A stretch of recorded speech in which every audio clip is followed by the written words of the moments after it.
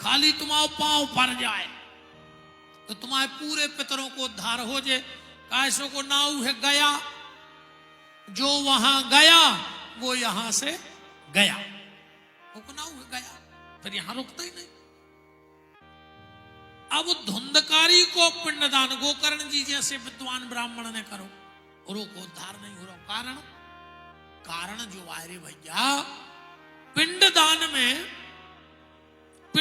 में गोत्र बोलो जाते, क्योंकि शरीर जब समाप्त हो जाता है, ध्यान से सुनना, तो फिर नाम से पितर नहीं होते, अपने पितर नाम से नहीं हुए। न पितरों के नाव लाई जाए पिंडदान में, न तर्पण में नाव लाई जाए, फिर गोत्र बोलो जाते।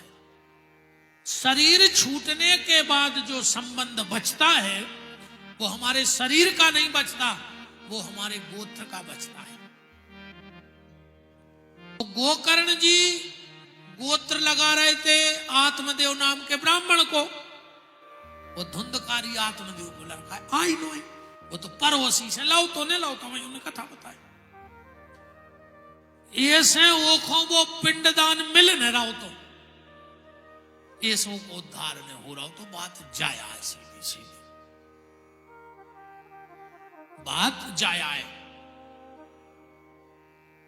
अब फिर अब ऐसे पिंडदान से कछु होत भी नहीं है। एक गांव में हो रहा हो तो रे पिंडदान, जजमान हतो रे बेरा, वो कम सुना परत तो महाराज को पता है तो कि जो बेरा है पनवेश रो पियल तो महाराज चली आत रहा है, तेरे तुक पे भूल गए, जोन बात जोर से कहने थी वह धीरे से कह दी। महाराज बोले क्यों रे बच्चा? जी गुरुजी, गांव में नदी है, जोर से हो रही बात। जजमान के लोगों नैया, पंडित जी बोले तो सुनो, शास्त्र को विधान है, जोन गांव में नदी ने होए तो पिंडा, अब जाई बात जोर से कहने थी सो धीरे से कहते, कहने लगे गाऊ भूखवा दो चच्चे। अब वो सुना तो कम, ओने सुनी के बाऊ भूखवा दो चच्चे, उन्हें उठाई ने थाली भीतर पहुंचो तो कर गया बैठी थी, कहने लगो भाई ये पिंडा खाओ। अब डुकरिया बोली बेटा एक आध हो तो खा लेते, ये 10-12 हम न खा पे गिले बेले यहाँ से गिनाए दे से। मोड़ा बोलो के दादा तारे हैं ने। अब डुकरिया ने सोची मोर होई घर बार उतार जाए सो खा लाए, एक तो जैसे तैसे खाओ रे। जोनो महाराज बाहर से बोले ए बेटा तेरे ओ में तना भूसा मिला लिए ना बगत जाओ कल दे है। अरे डुकरिया बोली तोरी कहा खाए, ओले कही थी गाऊ को तेने खुआ दे बाऊ को। अब ऐसे पिंडा पर ही जाए सो हो खा रहा हो, बताओ बताओ ऐसे पिंडा। बात पितरों की आई है तो एक बात सुन लो आप आज हमारी। आज से कल हमने माताओं को एक काम बताया था, आपको एक बात बता के जा रहा हूं, करके देखना, आपकी जिंदगी की दिशा और दशा दोनों बदल जाएंगी। पूरी दुनिया चिल्ला रही है पितर पितर पितर पितर, पितर है क्या आखिर? पितर होत कितने प्रकार के हैं? जेको तुमसे जा पूछे कि तुम्हें पितर दोष लगो है, उसे इतनी पूछो कि जा भर बता दे कि पितर होत कितने प्रकार के हैं, और उनके नाम बता दे तो हम मान जे कि पितर दोष लगो है। जब तुम्हें जो पता है कि हमें पितर दोष लगो है तो तुम्हें पितरों के नाम पता कहा है? पितर लोक का राजा कौन है वो पता नहीं है। वो तो कथा भाई, पंडित जी ने कई पितरों की आहुति छोड़ दे, तुम खग गए पितरे भ्यो स्वाहा, पितरे कौन पितरों को आहुति दे रहा है? तुम बताओ कौन से पितर को आहुति दे रहे हैं? पितर होते हैं 3 प्रकार के, ध्यान से सुन लेना, और घर में जाके कागज में लिख लियो अगर खबर बनी रहे में तो, और न खबर रहे तो मोबाइल पे जय जय अनुग्रह चैनल को आज की कथा देख लियो, जरूर डायरी में ये 4 चीजें लिख लियो, बहुत काम की चीजें हैं। हमारे पितर होते हैं 3 प्रकार के, ध्यान से सुनना। पितर लोक के राजा का नाम है आर्यमान। जब तक तुम आर्यमान पितर की आहुति नहीं दोगे, तुम्हारे पितरों को आहुति नहीं मिलेगी। पहली बात जा ध्यान से सुनो। एक, अब पितर होते हैं 3 प्रकार के, वसु पितर, रुद्र पितर और आदित्य पितर। हमारे माता पिता जब शरीर त्यागते हैं, ध्यान से सुनना चाहिए बात, हमारे माता पिता जब शरीर त्यागते हैं तो वो वसु नाम के पितर बनत हैं। हमारे दादा दादी जब शरीर त्यागत हैं तो वे रुद्र पितर बनत हैं, और अपने पर दादा दादी जब शरीर त्यागत हैं तो वे आदित्य पितर कहावत। जब भी तुम हवन में बैठो, अगर तुम्हारे माता पिता जिंदा हैं तो तुम्हें वसु पितर की आहुति नहीं छोड़ने। फिर छोड़ियो ओम आदित्य पितृभ्यो स्वाहा। और अगर दादा दादी जिंदा हैं, तुम हवन कर रहे हो, तो फिर एक आहुति छोड़ो, ओम आदित्य पितृभ्यो स्वाहा। और अगर माता पिता नहीं हैं तो फिर वसु पितर की आहुति छोड़ो। तुम्हारे घर से रोग दोगने जा रहे हों, लड़ाई झगड़ाने जा रहे हो, जितनी कमाई ने होए उसे ज्यादा जबाई होए घर से, तुम कल से सिर्फ 2 काम करो, क्योंकि ये 3 काम सिर्फ पितरों की असंतुष्टि से होते हैं। आपको पता होगा, पिछली बार की कथा में हमने कहा था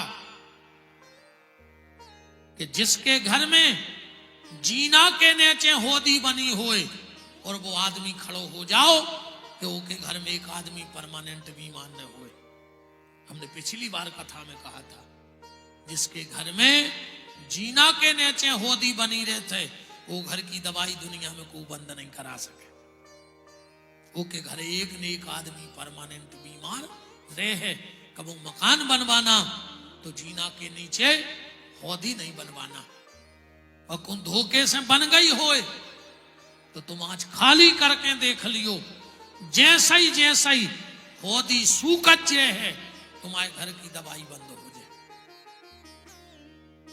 आप 2 काम घर में जरूर करो, अगर तुम्हारे घर से बीमारी न जा रही हो, घर में कलह हो, झगड़ा होता हो। एक तो घर में ये 4 आहुति दो रोज। माता पिता हैं तो वसु पितर की आहुति नहीं देने, फिर रुद्र और आदित्य पितर और आर्यमान। और कल से सिर्फ 3 लोगों को जल देने लगो तुमने अपने घर में, तुम्हारी सारी आदि व्याधि 21 दिन में करके देख लेना। 3 लोगों को जल मिलो चाहिए अपने घर से, और 3 लोगों को भोजन मिलो चाहिए अपने घर से रोज। जल किस किस को मिलना चाहिए? सबसे पहले देवताओं को, दूसरा ऋषियों को, और तीसरा पितरों को।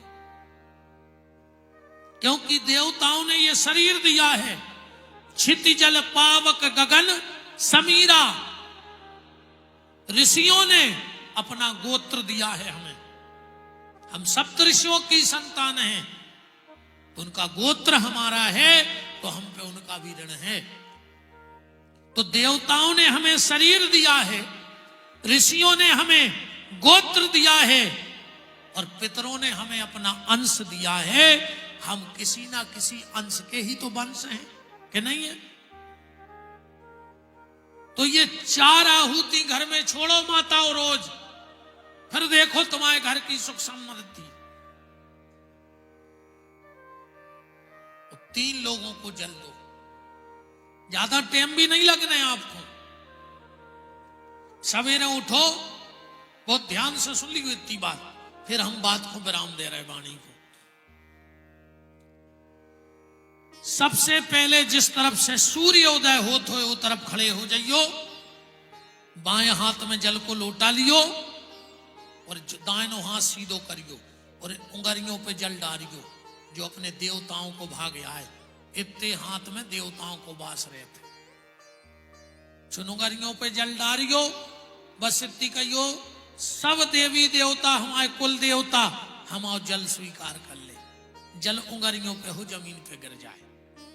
फिर डेरे हाथ की तरफ मुड़क जाइयो, मतलब उत्तर की तरफ,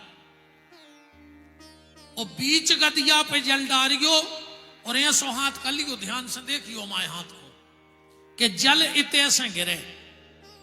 ऐसो हाथ करियो, इतने जल डालियो और कहियो सप्तऋषि जल ले ले हमाओ। फिर हो जाइयो दाहिने हाथ तरफ मुंह करके दक्षिण को, और ये हाथ को ऐसो पलट लियो। जल आपकी उंगलियां और अंगूठा के बीच से गिरे और अपनो गोत्र बोल के, जो तुम्हारा गोत्र होए, और कहियो हमारे गोत्र के जितने पितर हो वे जल स्वीकार कर ले। अगर 3 लोगों को तुम जल देने लगे, इनमें ज्यादा टाइम भी नहीं लगने। कितना टाइम लगने बताओ? 5-7 मिनट, 3 मिनट।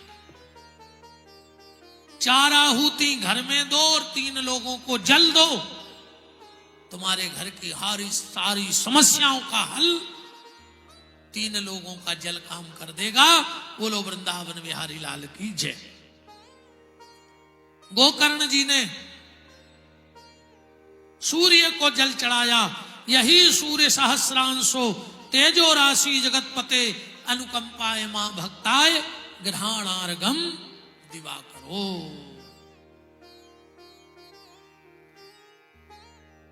आकाशवाणी हुई श्रीमद्भागवतान मुक्तर सप्ताहम वाचनम कुरु। गोकर्ण अपने भैया को भागवत की कथा सुना दो। बड़ा सुंदर मंच बनाया गया। एक 7 गांठ का बांस लगा था, उसमें धुंधकारी बैठ गया। 7 गांठ के बांस का मतलब क्या है? सदपात्र, जो सदपात्र होता है, जो सदगुणी पात्र होता है, वही भगवान की कथा में बैठ सकता है। इसलिए धुंधकारी 7 गांठ के बांस में बैठ गया। और एक बात और सुन लो, हम भगत हो चाहे ना हो, हमसे भजन हो चाहे ना हो, हमसे माला हो चाहे न हो, तुमसे ध्यान हो पाए चाहे न हो पाए, तुम तो बैठे रहियो। बिल्कुल अपन को भजन से काम नहीं है, बैठे रहो। बैठे से भी काम बन जाते रे भैया। दूर बैठे रहो, हम के सबसे पीछे बैठ जाएंगे, मन बैठे रख जो। आगे ने बैठ पा तो कोई दिक्कत नहीं है, पीछे बैठ जा। बैठे बैठे सत्पात्र बन हो, वो कृपा पहले वही पे हुई है। कौन पे? जो सबसे पीछे है, वो पे कृपा ज्यादा कर दे भगवान। तुम उन्होंने कब सुनी कि ज्ञानी वत्सल भगवान की, सुनी? मुनि वत्सल भगवान की जय, सुनी? त्यागी वत्सल भगवान की जय। जय कौन की बोलत? बोलो भक्त वत्सल भगवान की। भगवान ज्ञानी वत्सल नैया, त्यागी वत्सल नैया, वे कैसे हैं? भक्त वत्सल। भक्त बने बैठे रहो, दूर ही बैठे रहो। जगन्नाथपुरी तो गए हुई हो। जब जगन्नाथ जी को भात को भोग लगत है तो 7 घड़ा तर के ऊपर धरे जात। आंच लगत नीचे के घड़ा में, वो सबसे पहले भात पकत ऊपर के घड़ा को। जो आखिरी में है वही को भात पकत के नहीं पकत। जबकि आंच लग रही नीचे वारे को, और चावल बन गए ऊपर वाले के। मतलब तुम किसी साधु संत के यहां बैठे रहो, वो भगवान की भाव की भट्टी पे बैठे जरूर हैं, पर सबसे पहले कृपा तुम्हारे ऊपर हो जाएगी।